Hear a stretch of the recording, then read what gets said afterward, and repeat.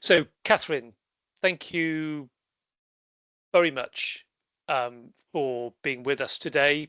Look forward very much to hearing about your research and what you have to say.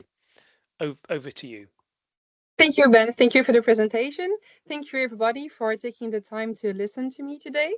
So, as Ben said, the question that I'm really interested in is how citizens express their emotions online, and especially by means of image-based social media posts. So, my research explored this dynamic, and I'm pleased to share some insights, but also challenges with you today. So my presentation is divided into three sections. I will start with briefly presenting the six approaches that I encountered in the literature. In the second part, I will propose a theoretical model to analyze these emotions, and I will illustrate it with empirical results in the third part of my presentation before briefly concluding. So let's start with these six approaches. These approaches are divided into two types. So first, the studies that analyze how emotions are visualized on the left in the slide, so how they are made visible in the social media posts versus how emotions are aroused by the image. So in that second case, the focus is on the effect of the image. So today I will mostly discuss the approach on the left, but I will just mention two approaches that focus on the effects to start. So in the first approach, researchers analyze how emotions are aroused by means of manifest content in images. So in that case, the images do not contain markers of emotions, they arouse emotions. So for example, Karoub and Bass analyzed over 500 Twitter images that were shared during the Egyptian Revolution in 2015. And they drew the distinction between efficacy eliciting and emotion arousing pictures. So in their study, the coding variable was the presence of violence in the visual content. So content with violence was coded as emotion arousing. So here, emotions are examined in relation to manifest violence. Sorry if you hear some parasite noise. A second approach is to evaluate to what extent emotions are aroused, but through images by means of surveys at this time. So, for example, Casas and Williams analyzed more than 9,000 images shared on Twitter in the context of a Black Lives Matter event in 2015. To do so, they had no specific criteria regarding the content of the images. They rather you asked five annotators to evaluate to what extent these images aroused five discrete emotions, namely sadness, anger, disgust, fear, and enthusiasm. So in that case, there were no specific variables in the images. With the third approach, we now move to the analysis of what visualizes emotions in images. So this approach here relies on a quantitative content analysis, but sometimes without providing variables of emotions in the social media posts. So for example, Addis, I'm sorry, I should turn off the app that is making noise. So as I said, Adi, Geronimos, and Lineker, they analyze Instagram posts shared by Roman citizens during the 2014 presidential elections. And they pointed out that the emotions of happiness and joy, and also the feeling of pride, were prevalent in their data set. So mostly positive emotions, and only 17 posts contain negative emotion, mostly frustration against the Prime Minister and candidate Victor Ponta. But the readers of this paper do not know how technically they observed these emotions. Then the fourth approach concerns very specific expressions of emotions. So for example, Jaxoglu conducted a multimodal analysis of over 200 Je suis alien Instagram posts in relation to the tragic death of Alan Kurdi in 2015. She drew attention to the prevalence of the subjunctive modes, the as if, through which people contrast this drama with possible alternatives for the little child if he were still alive. So how would his life be if he were still alive? So she noticed typical patterns in expressing sadness and compassion, but here with no affect term specifically. So here it's a more indirect way to analyze emotions. It was a multimodal analysis, but with no specific focus on the visual dimension. The fifth approach is more explicit. It concerns the facial expressions of emotions, like we have here with this crying teddy bear. So the visual denotation of emotions is probably the most common approach, as I will also say in show in a few minutes. And then the sixth approach concerns metaphors, like representing Alan as an angel. So in that case, there is no denotation of emotions, neither verbally nor visually. People express their emotions, but without emotional patterns and in a more indirect way. So this very brief review of the literature highlights how the issue of the observability of emotions is addressed in very various ways in the literature. And indeed, the observability of emotions is an issue in text and in images. A major challenge with emotions lies in their elusive nature. So, for example, Ox and Chiflin insisted on the wide variety of linguistic means which can be used to express affect. Quote, affect permeates the entire linguistic system. Almost any aspect of the linguistic system is a candidate for expressing affect. Little note here, affect in their theory means appraisal. So it's both affects in terms of emotions and judgment, so opinions. And identifying emotions is even more challenging when they are not merely denoted, but connoted. Many researchers have already emphasized how nearly any word or any pattern can be endowed with emotional connotation to the extent that, as Gerba Orecchioni says in French, translated, one has the feeling that emotions slip through the net and are both everywhere and nowhere in language. Take the example of a simple sentence like, this house is small.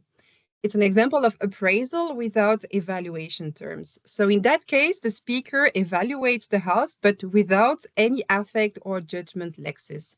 So it is via the context that we know whether there is an emotional dimension or not. So even very basic and apparently factual sentences can be used to express emotions. This is what Gerba Orecchioni refers to as non-actological evaluatives.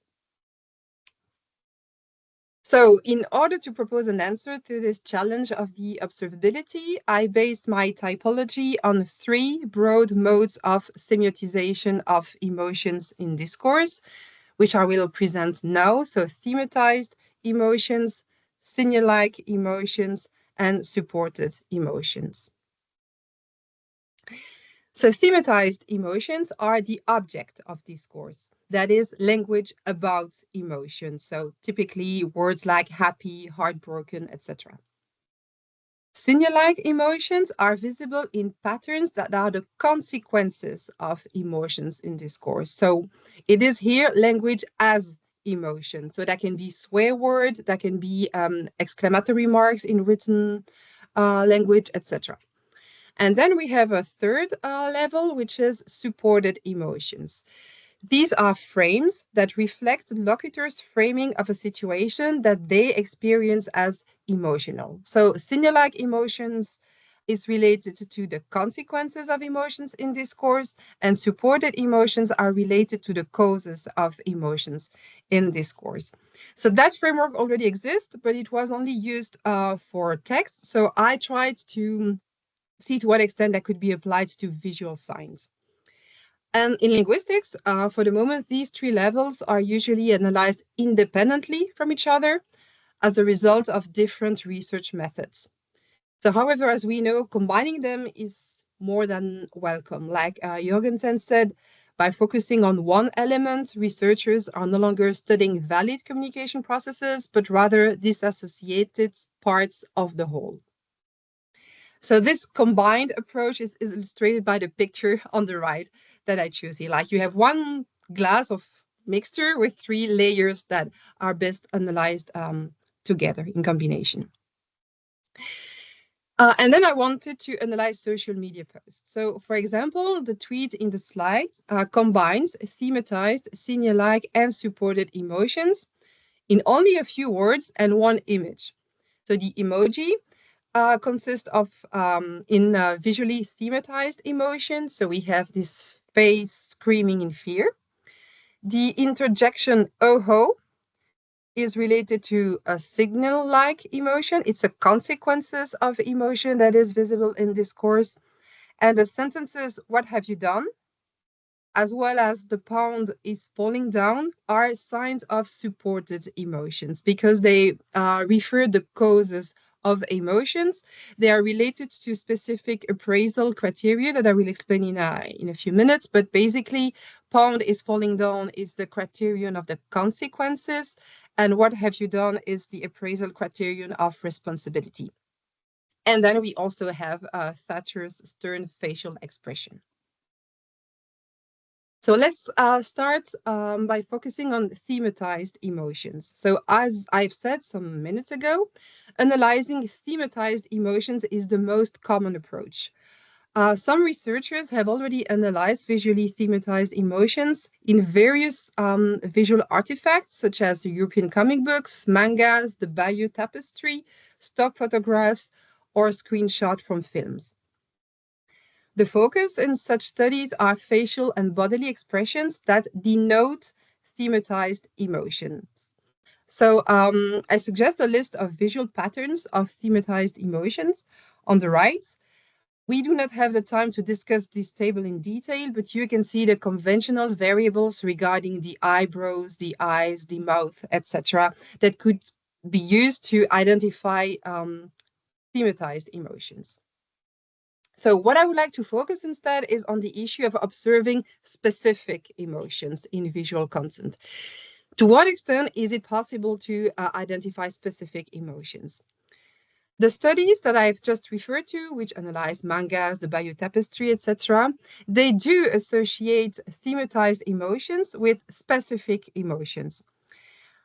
Personally, I think it's quite challenging and not always convincing. So I do not associate these visual expressions with specific emotions. So I follow more cautious models according to which minimal patterns of thematized emotions can be identified, namely valency and arousal, but no higher level divisions can be made in most cases, at least. And the emojis on Facebook illustrate how much there is no one-to-one relationship between a visual pattern and a specific emotion.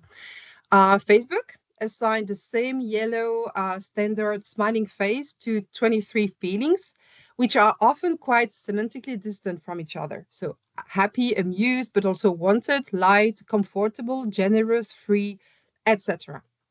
So the challenge here lies on reliability and replicability. So there is no coincidence that most research which analyze visually thematized emotions focus on mangas, comics, or political cartoons because they exaggerate the physical expressions and they rely on very established conventions of facial and bodily expression. So observing specific thematized emotions is challenging and even in stock photographs. Stock photographs are often considered prototypical photographs of emotional experience, but as Ziba highlighted, it's more complex and it's not really possible to identify specific emotions. So it's not possible in stock photos, and I would say it's quite challenging to do it in social media images, which are not conventional as cartoons can be, for example. And connecting patterns with specific emotions is also challenging in texts, actually. So a lot of research, and notably NLP, is based on discrete emotions, on basic emotions. But these emotions, as you probably know, raise a lot of discussion. And so as an alternative, instead of using discrete emotions, Bednarek distinguishes between 5 sets of emotions, 5 affect types, which is based on Martin and White and their appraisal theory. And these affect types are broader than specific basic emotions. So what we have on the left here is the new version. I do not explain the details here, but basically the first set is happiness, unhappiness, and then security, insecurity, satisfaction, dissatisfaction, inclination, disinclination, and then surprise. So these sets are different from the discrete emotions that are often used in the literature. Now let's move on to the signal-like emotions. I will be quite quick regarding signal-like emotions because they are limited to linguistic signs, and I've not yet been able to identify specific visual signal-like patterns. So I have listed here in the table the major sets of linguistic patterns of signal-like attitude. So we can have lexical markers that are the consequences of emotions. So the words and expressions that connote affect, but swear and taboo words, expletive interjections, diminutive intensifiers, those words show that the consequences of emotions. Then we can also have morphosyntactic markers like the word rearrangements, word deletions, exclamative words, and then some typographic markers. So here, as you can see, the only pattern I found was text embedded in images, like in the fuck example you have here. So let's now move on to supported emotions. So as I said earlier, supported emotions concern the causes of emotions. These causes can be inferred from the locutor's framing of situations that seem to induce emotion in them. So basically, it's a specific type of frame analysis. And analyzing these framings is based on 8 appraisal criteria that you can see on the right, which are informed by Scherer, which is psychology, Plantin and Micheli, who are linguists. The research methods differ. So thematized and signal-like emotions draw on language patterns and are consequently the object of linguistics and discourse analysis, while supported attitude is not anchored in specific language patterns. So that analysis is rather informed by cognitive psychology. And the consequence of this is that the level of analysis shifts from a micro perspective, so really the specific language patterns, to a more macro one, the frames.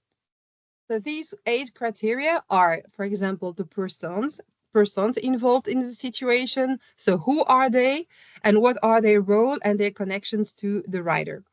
The proximity in time and space of the situation with the locutor, the consequences and their degree of probability, the agency and responsibility, who or what is considered responsible for the situation, then the control of the situation, the analogy with other situations, the compatibility with norms and values. So is the situation framed as compatible with the writer's norms and values?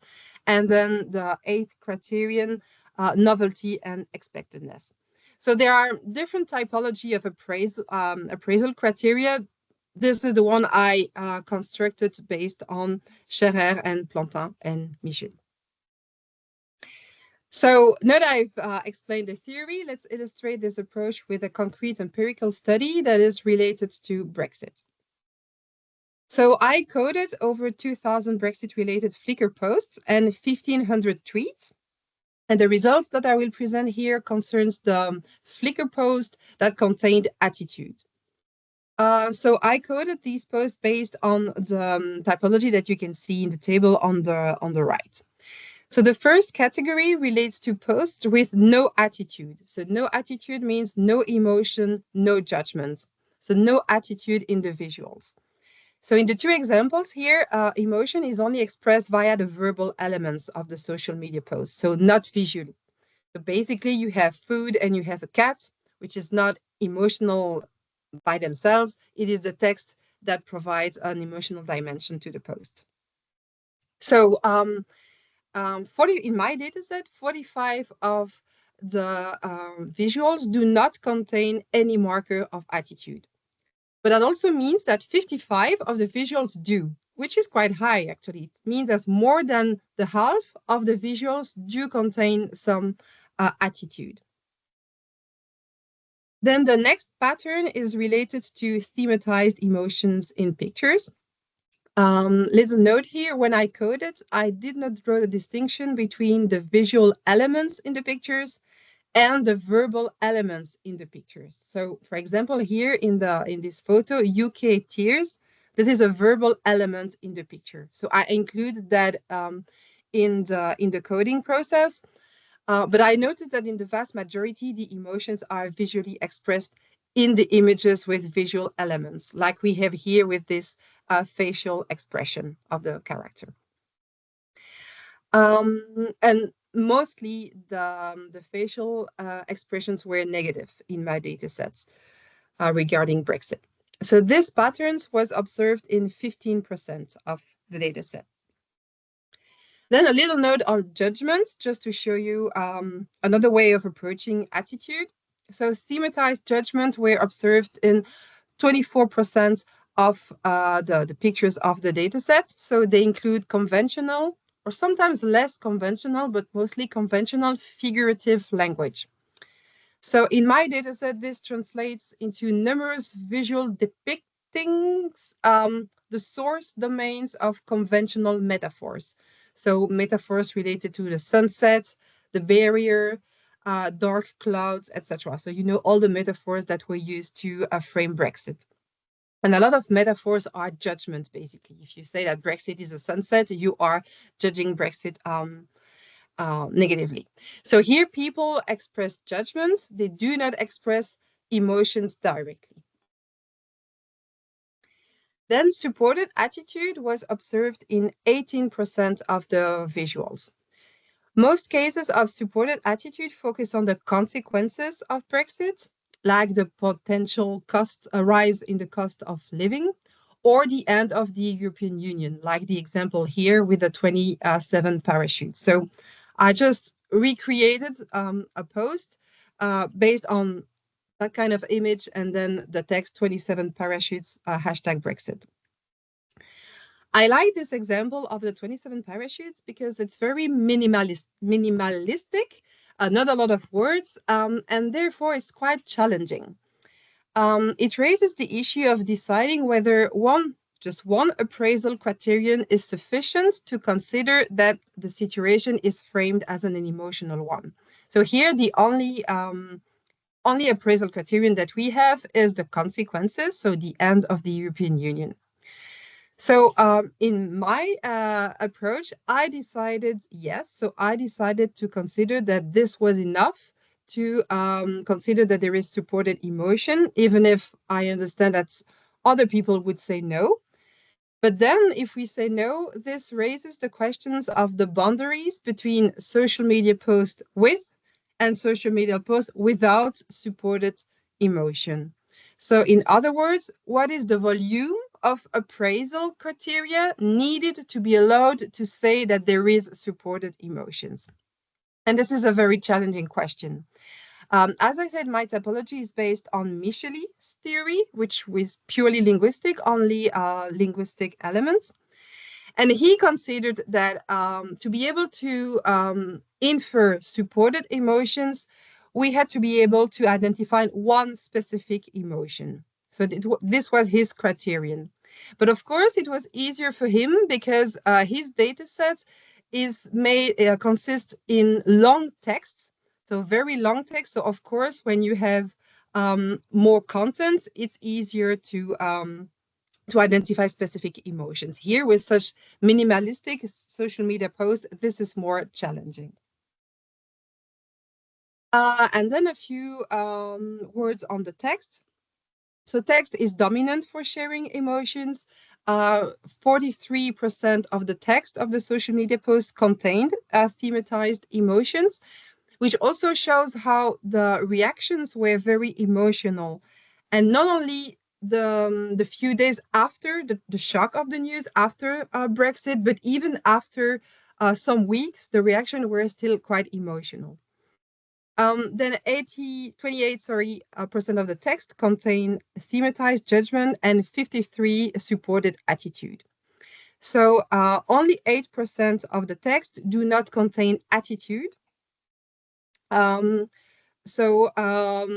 in that case, attitude is only visual in these posts. So we can see that text is dominant. We have a lot of emotions through text, but the visuals also play a very significant role. It's not only neutral or decorative, it also really serves as a evaluation technique. So this is a way to see the visual turn also in the social media post here.